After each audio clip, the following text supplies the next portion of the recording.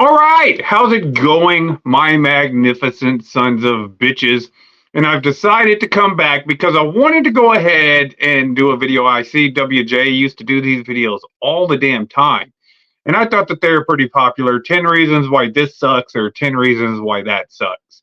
So I've decided I was going to come back and do a 10 reasons why Twitter sucks. And to be honest with you, it would be nice to see some of these guys come back and do more videos here on YouTube and whatnot, since YouTube is kind of like dilapidating into some ridiculous ass, soy ass bullshit here, particularly in wrestling.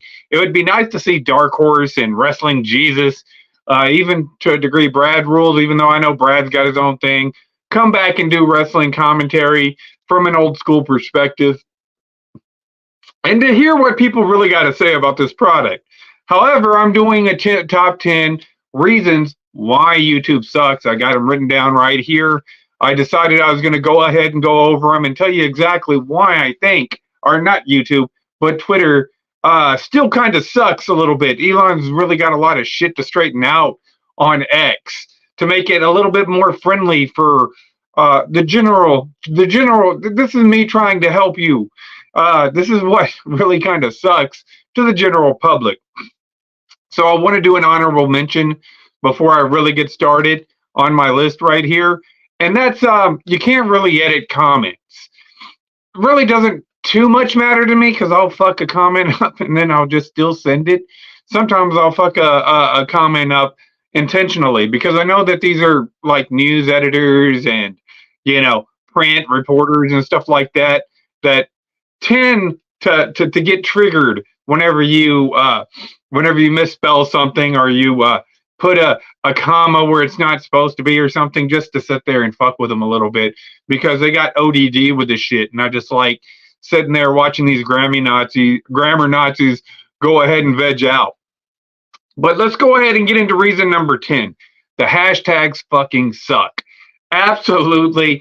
And, I don't know who your administrators are on this platform and who says, it goes from like being hashtag Catterday, happy Catterday. And then the very next hashtag is like World War III. There's nothing in the middle. You know what I'm saying? And usually it's usually something that's boring and mundane. It's a Motivation Monday, Taco Tuesday. They just got some of the worst fucking hashtags now. And you can tell that these people that are administrating these sites have no fucking clue what people are really talking about. They just start some random ass hashtag. These people are probably out somewhere watching The View and thinking that Whoopi Goldberg's political acumen is the goods and whatnot. So, with the next one, trying to see what this says.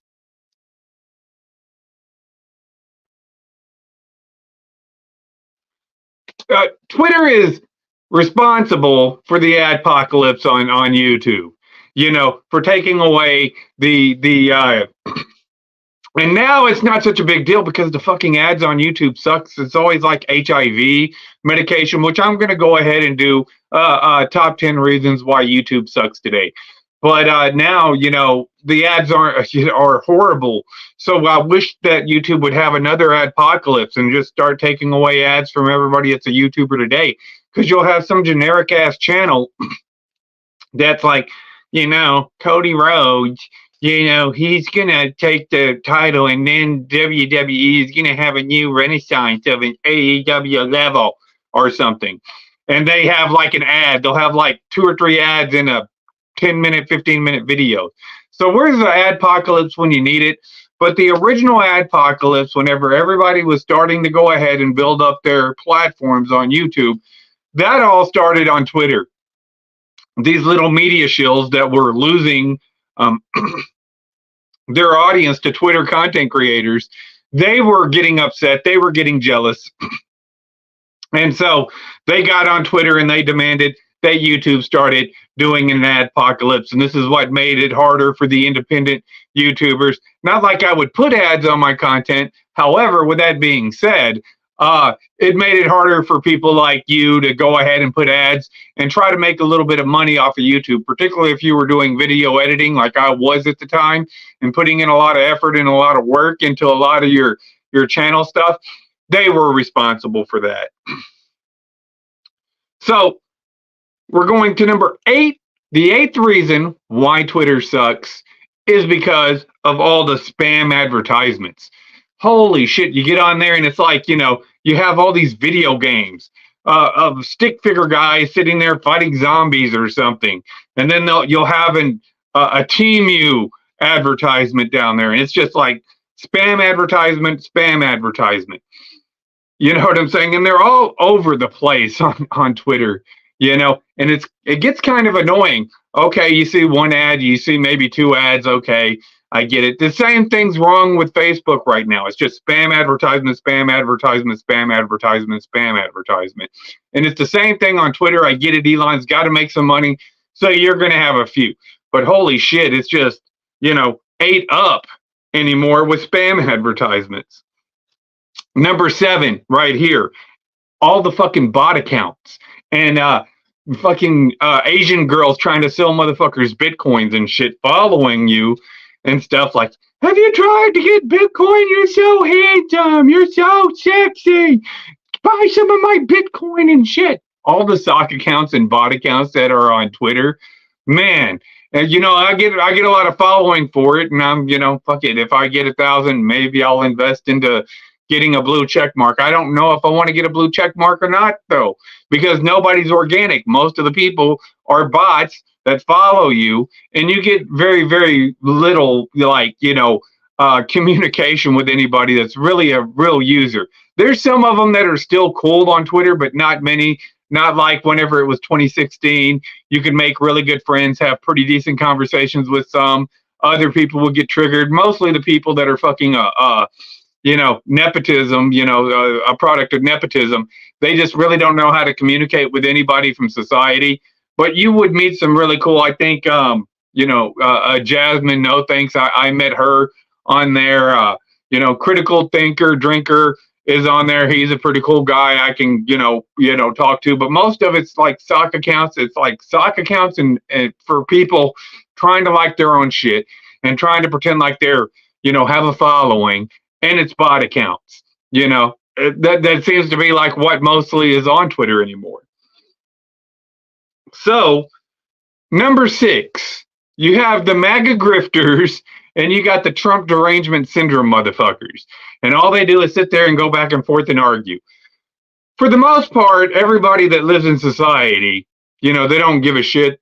You know, they look at the price of groceries, they look at the price of gas.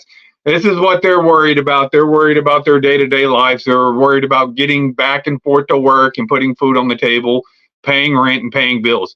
These Trump derangement motherfuckers. It's just Trump derangement shills and fucking MAGA motherfuckers that's on there. And they're going back and forth like you care about it one way or the other. You know, for the most part, I think that we've passed that Overton window of giving a shit about 2 70-year-olds running for the president of the United States. I think most of us are kind of moving on and understanding that both parties are pretty fucking shit right now.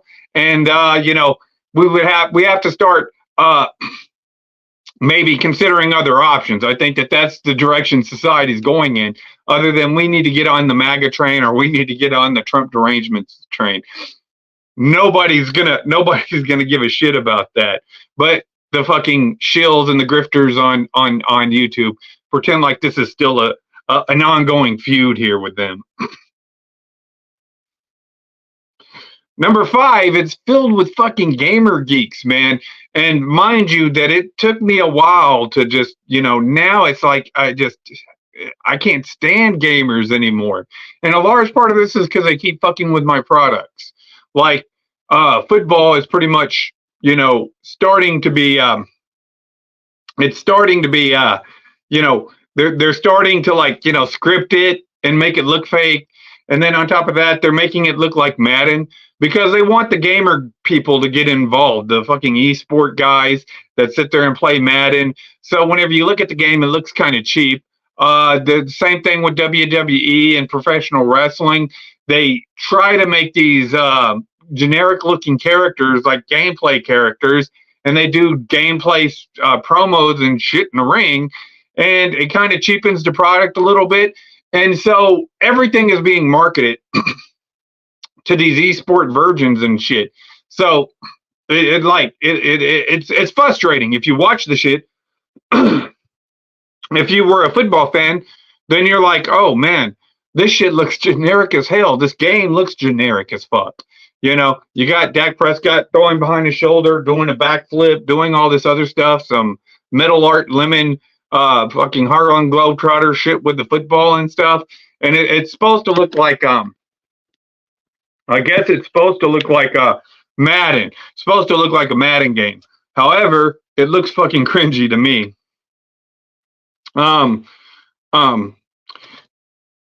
Number 4, everybody on Twitter is out of touch. You know what I'm saying? If you go on Twitter, they're all talking about the border crisis, or they're talking about abortion. Like, these are the fucking key issues that Americans are worried about. Oh, I can't get an abortion. We're here to defend your rights. And this is the shit that they fucking sit there and talk about on Twitter. Nobody gives a fuck about abortion. Nobody gives a fuck about the border crisis at all. You know, for the most part, we understand that they're psychological operations, and we want to know what you're going to do to fix all the shit in the United States. You have no fucking plan on fixing any of the shit. You know, you cause the inflation. You go ahead. You want us to go ahead and put up some like North Korea military style walls on the damn border. You're hashtagging gun control now and whatnot. Nobody's going to go along with this cheap ass bullshit anymore. You're in the age of the internet. And I don't think that the people that are on Twitter, which for the most part, the motherfuckers on Twitter work in DC, they work in the media, and they're the last ones to know anything. They don't understand how you feel about this shit. They think that, oh, we could just go ahead and put this out there, and you're so fucking stupid that you're going to fall for it, and they're going to rail you in hook, line, and sinker. However, that's not the case. You're not able to just go ahead and make up a wedge issue anymore and then run on said wedge issue. People want solutions, and if you're not going to offer a solution, then why the fuck should we give a fuck about either one of you? We can remove both parties for all I give a shit, and I guarantee you that a lot of people are starting to come to the consensus, the general consensus, that maybe the federal government as a whole is the problem. We don't need your Hegelian dialects of Republicans and Democrats anymore if we just remove all of you. So I meant, the sheer fact that they still run on these wedge issues and say this is an important issue and that's why you should vote for them, and they're not going to offer any other solution. They'll jump on climate change or some bullshit. They're just so out of touch, man. They're so out of touch with everybody who has a job. They don't care about your problems. All they care about is their agenda and how they could take your tax dollars. That's pretty much it. Number 3, it gets to be fucking monotonous. Now, you get in a group, right? You follow like some comic book shit or something like that, or, something does start to trend or whatever. Everybody's like, you'll get in this one group, whether it's the right or the left or whatever it is. It's a marginalized group. It's an echo chamber is what it is.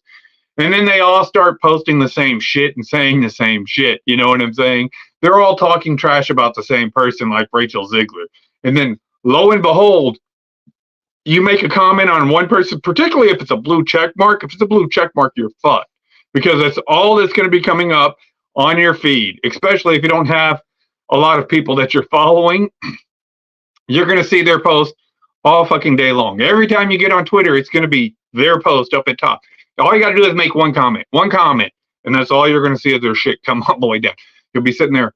It'll come up, and it gets to be monotonous. And they're all, like I said, then, and then you're fucked if you post on 2 people's comments and they're all talking about the same shit. That's all you're going to see. It's like some Operation Mockingbird bullshit that they use in the mainstream media.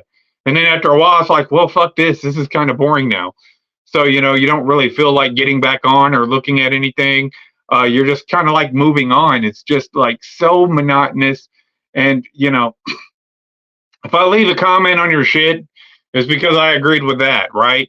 Then, all the other stuff that you don't really care about that this person is saying just comes up on your shit, So, man, And like I said, if you get the stuff like the Taylor Swift thing, that's all anybody's sharing. It's just you got to jump on that trend or whatever it is to even get anybody to talk to you, and you get very little organic engagements. You know what I'm saying? I get more engagements from the leftoids that I piss off more than I do from anybody on the right. There's cool people on there still, but not very many of them. You know what I'm saying? And these are the ones that are down to earth that you could talk to that probably work a real fucking job. So this brings me into number two. So this is a great segue into number two, is that these blue check marks think that they're fucking some kind of celebrity now. No, you just paid $8.99 or whatever the hell it is for that blue check mark. You are not a fucking celebrity. All right. But they really think that they are some kind of celebrity, and that people, yeah, you may have like some fans, but fuck, I have fans. I have fans that followed my shit on YouTube from way back when. I still get asked if me and Dark Horse still talk to each other. You know what I'm saying?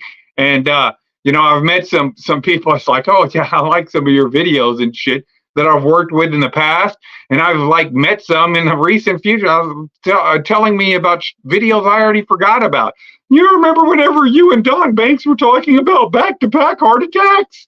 And I thought that shit was fucking hilarious, because I remember whenever I did the interview with Don Banks, and they'll be sitting there telling me about the interview, and so a lot of that stuff is already gone.